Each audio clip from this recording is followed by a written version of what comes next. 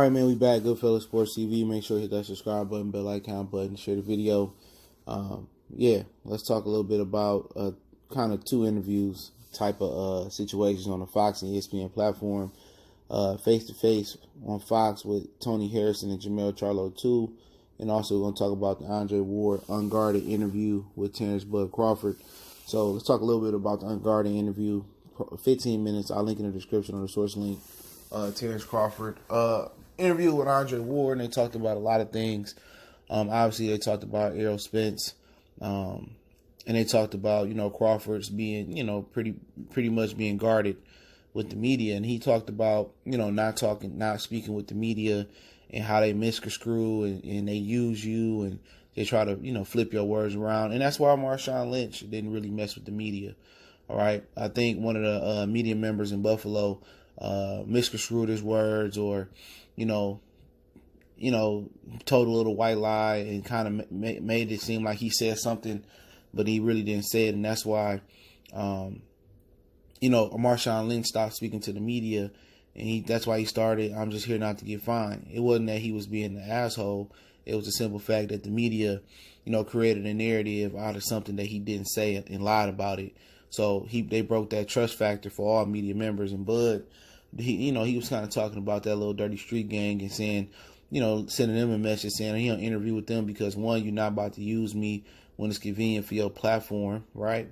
You're not about to monetize and get money off me, and you're not about to sit here and switch the narrative and create some type of internet beef that's not there on your platform, which that's what it's there for. You know what I'm saying? Rigondeaux used the Boxing Voice platform to call out Lomachenko way before it happened. You have to use social media to his advantage. You don't have to live on there, but use these platforms to get to the streets. You know what I'm saying? I'm not saying you got to use everybody's platform, but what you got to understand, you in the position where you can't be laid back. He want to be laid back. He want to be like Andre Ward. It's like him and Andre Ward sitting there face to face talking to each other, right? And he looking at like the future him. Do you really want to end up like Andre Ward? Sitting here, had a good career, but really it ain't no sauce. It ain't no sauce, to Andre Ward. People can try to say Canelo the fighter of the decade. They can say Andre Ward the fighter of the decade. They can say this guy the fighter of the decade. And in actuality, it should have been Andre Ward to be fighter of the decade, but really, where's the career highlight for Andre Ward? Where's the spike in Andre Ward career? You know what I'm saying? You could say it was winning the Super 6. You could say it was winning beating Kovalev twice, but really, it really wasn't nothing exciting about it. Nobody would want to see a movie on Andre Ward, about his pro boxing career. What's the excitement about? Where's the highs and lows about? You know what I'm saying? At the end of the day, people want to see controversy. You know what I'm saying? People want to see build up. What made Ali so good? Blasting Sonny Liston, blasting George Foreman. It was a narrative created to go each one of Muhammad Ali big fights, even the one he got his ass whipped by Larry Holmes. For Crawford, got to understand that you can't leave no stone unturned. And he talked about when he wanted to retire. He said he wanted to retire. He always had a number. At one point, it was 33, 34, but he don't know now. You know why he don't know he can't retire at 33, 34? He 32 now. Just like he said in this interview, he ain't got the signature win yet. So if you're going to sit here and wait to get the signature win, it ain't going to never happen. So you got to wait for Jerry Ennis to build himself up, Regis to reinvent himself, Josh Taylor, and Jose Ramirez. So you got to wait for a whole new crop of welterweights. By the time they build themselves up, even half of what Sean Porter, Danny Garcia, Keith Thurman, and Errol Spence is, nigga, you're going to be like 36, 37 years old. So why is you playing the game the wrong way is my question. You're going to sit there, you're going to be reserved, and you're going to let shit come to you. Sometimes you got to be a go-getter. And that's the problem. A lot of these dudes don't have a go-getter mentality.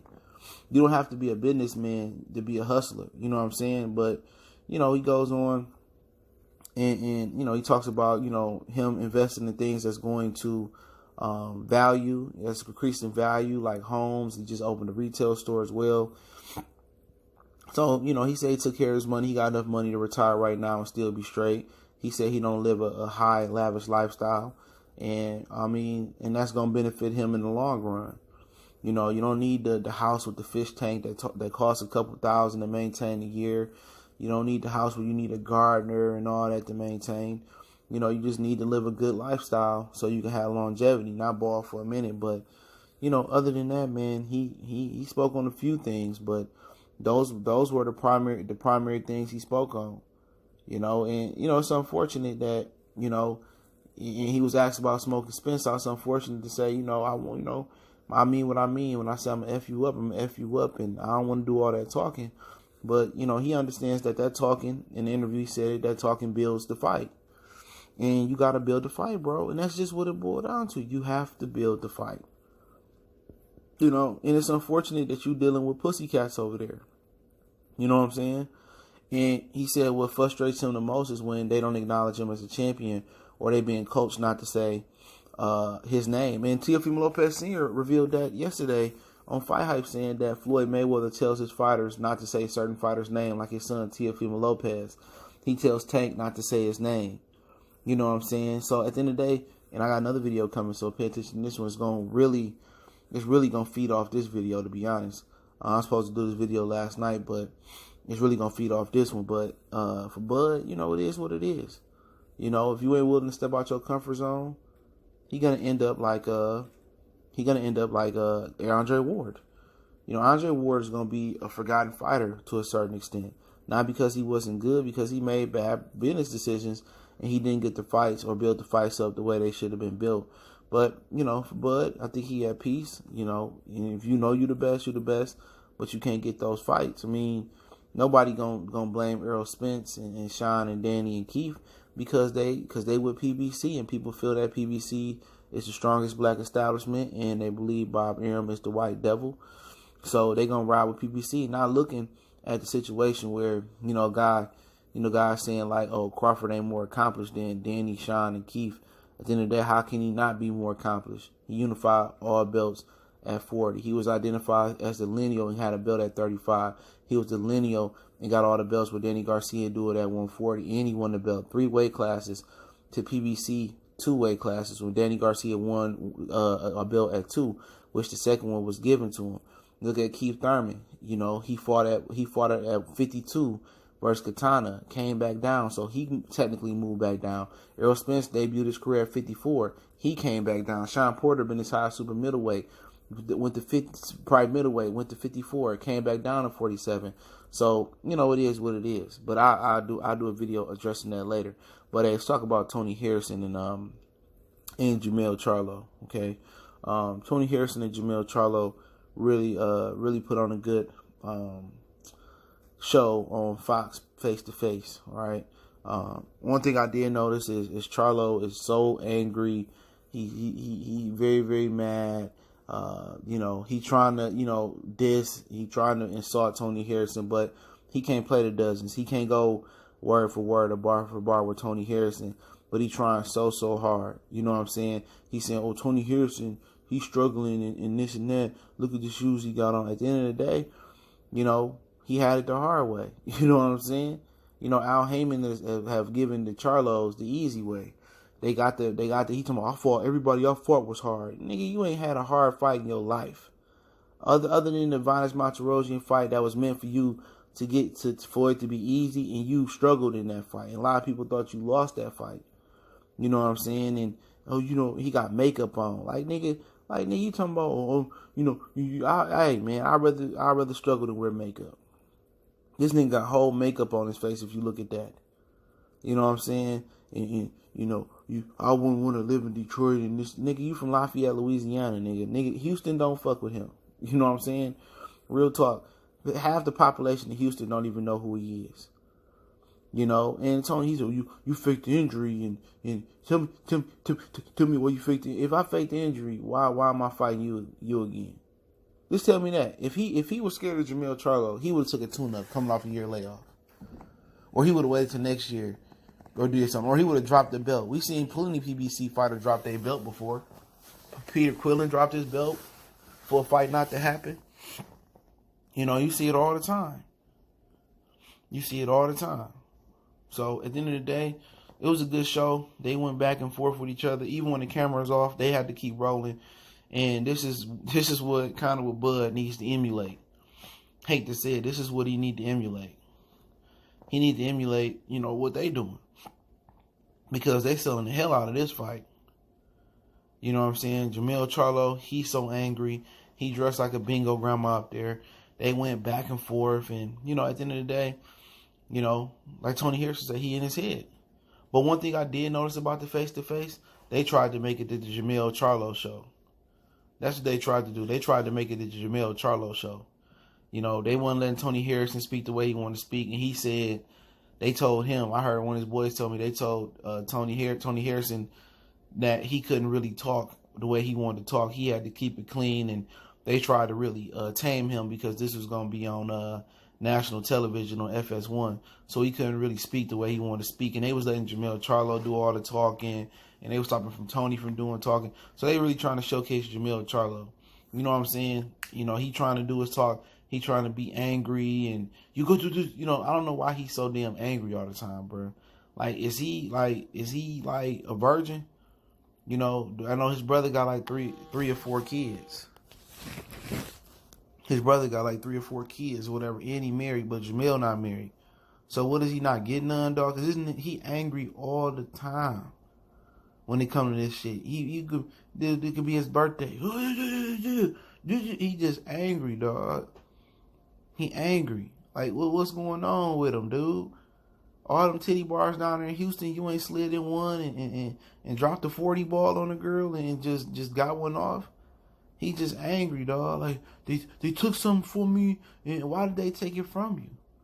What does it benefit them from Tony Harrison winning this fight? It didn't benefit them because they could have made J-Rock and Charlo this month, and it would have overshadowed any other fight. Well, it probably would have overshadowed any other fight, especially with Adrian Ruiz being in Saudi Arabia and not really having no buzz over here. So at the end of the day, why are they hating on you? Because you angry. You scaring media members. That's why they turned your mic off at Maul and Brandon Adams, Charlo and Brandon Adams press conference. You know what I'm saying? He said, I'm going to knock him out. He got a styrofoam chin. If he got a styrofoam chin, why didn't you knock him out the first time? Why didn't you cut the ring off the first time? They trying to create this narrative because the Fox commentators said that Charlo was losing the fight. Charlo was winning the fight. I watched the Turkish guy beat the hell out of FN Jabway, and Lennox Lewis gave the Turkish guy, FN Jabway every round. Like commentating is like by far like the guard. You can't watch a good commentary.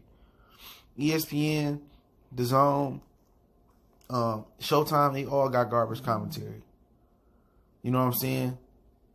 But, Charlo just swear, I'm going to do something different. And Cotto was a statement. Dude, did you not know, like, Cotto got beat up by Erickson Lubin, bro? So how you making a statement versus Jorge Cotto?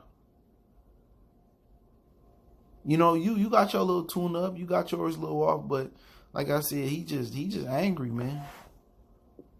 He just angry. And the anger either going to help him in the first 4 or 5 rounds. And if Tony able to take advantage of it or survive the first 4 or 5 rounds, coming down the stretch, we might see something different happen, to be honest. But Charlo going to be dangerous early on, and he got to work on not telegraphing his shots, loading up, cut the ring off some more, you know what I'm saying? And getting past Tony Harrison's stick. And this is going to show a lot about his coaching. Because Derrick James only know how to coach one style, it seems. That's why Rob Brandt left. He only know how to coach that seek and destroy style. If he can show he can mix it up and Charlo can bring another dimension to the table, which when Ronnie Shields, he could. But like I said, we got to see what happened. But, Tony Harrison really didn't talk the way he talked during the press conference because they wouldn't let him. So they tried to make it seem like they tried to make it easy. Every time Tony Harrison cut Jamel off, they would stop him. You know what I'm saying? They wouldn't let him speak. But every time Tony Harrison talking, they let Jamel cut him off.